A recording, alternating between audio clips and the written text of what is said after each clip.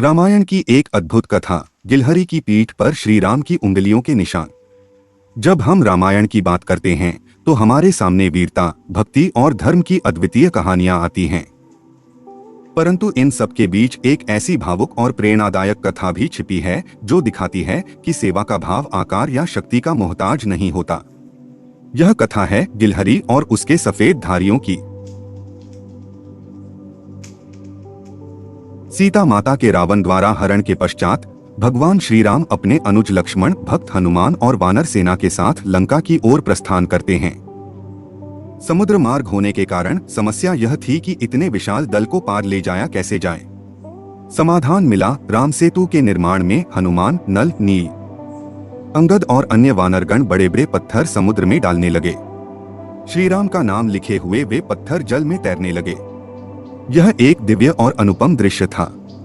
संपूर्ण वानर सेना तनमन से इस कार्य में जुटी थी। इसी दौरान एक नन्ही सी गिलहरी भी इस महायज्ञ में अपनी आहुति देने को तैयार हुई। वह समुद्र तट से रेत के कणों को अपने शरीर पर लुढ़का लुढ़का कर ले आती और पत्थरों के बीच में उन्हें डालती। यह देखकर वानरगण हंसने लगे। क्या यह तुच्छ जीव भी इस महान कार्य में कुछ योगदान कर सकता है? लेकिन श्री राम ने यह देखा। उन्होंने गिलहरी को अपने हाथों से उठाया और स्नेहपूर्वक उसकी पीठ पर उंगलियां फेरी। कहते हैं तभी से गिलहरी की पीठ पर जो 3 सफेद धारियां दिखाई देती हैं, वे श्री राम के आशीर्वाद की अमिट छाप हैं।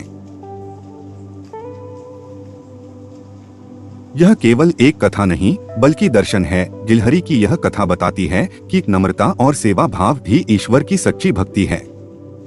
रामायण केवल युद्धों और राक्षसों की गाथा नहीं है, यह तो उस भाव को दर्शाती है जो कहता है कि छोटा बड़ा कोई नहीं होता, सेवा भावना ही सबसे बड़ी है।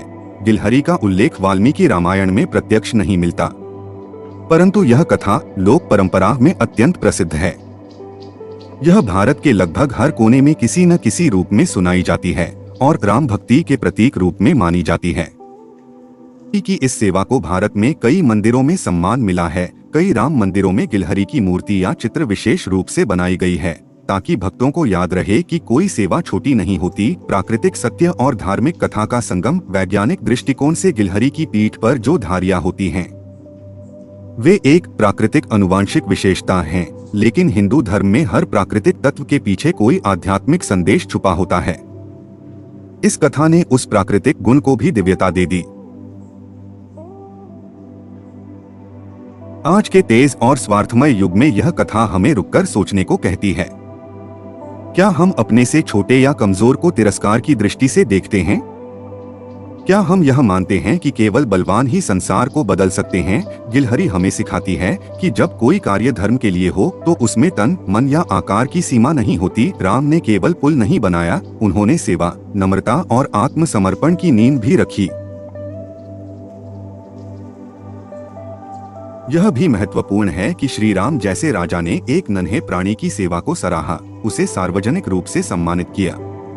यह आदर्श नेतृत्व की पराकाष्ठा है, जहां हर योगदान को महत्व मिलता है और किसी को छोटा नहीं समझा जाता।